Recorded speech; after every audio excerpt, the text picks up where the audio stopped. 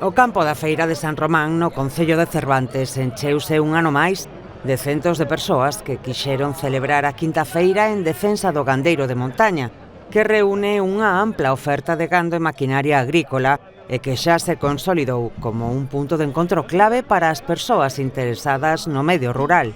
A cita superou en 200 os animais do pasado ano entregando vacún, equino, ovino e caprino, procedentes de distintas gandarías da montaña lucense e tamén de Asturias.